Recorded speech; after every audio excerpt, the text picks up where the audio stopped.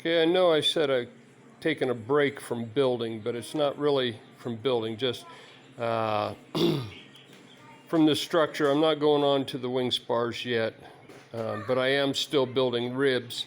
And I went to the local sawyer and bought some western red cedar and some poplar just to experiment with it, because they're western red cedar's 104% match for Sitka spruce, which is I don't know why 104%, but that's its comparative match. And anyways, poplar is 87%, and it's a real popular match for Sitka spruce. That's what the spruce goose is made out of. It's not made out of spruce. It's almost all the solid wood is 98% of it, they say, is yellow poplar. So what I wanted to point out was that I don't like the way every time I snip it, it's more like it crushes it apart.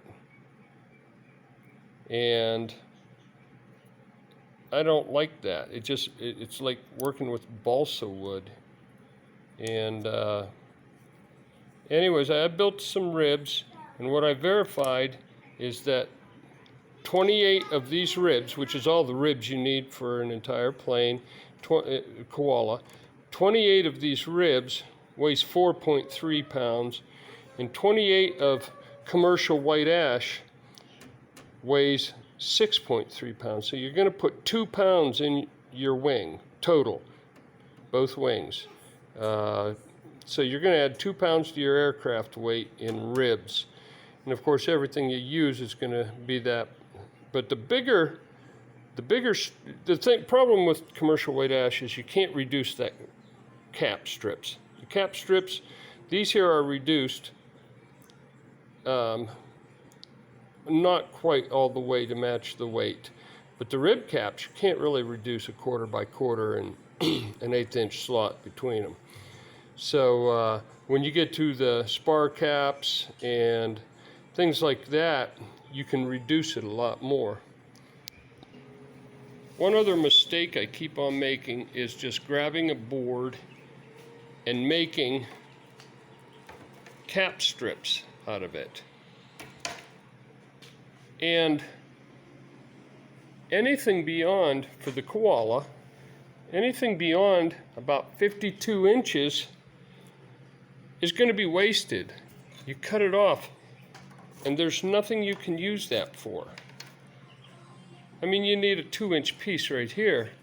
So before you start cutting your cap strips, cut the board to, well, for the koala, it'd be 52 inches will get you plenty on each end. And then that other shorter piece of it, if it's even just a foot long, well, all your geodetic here, crisscrossing, I don't think any of it's, maybe one of them is 13 inches, but use it for that. Another thing I've committed to doing is quit wasting wood.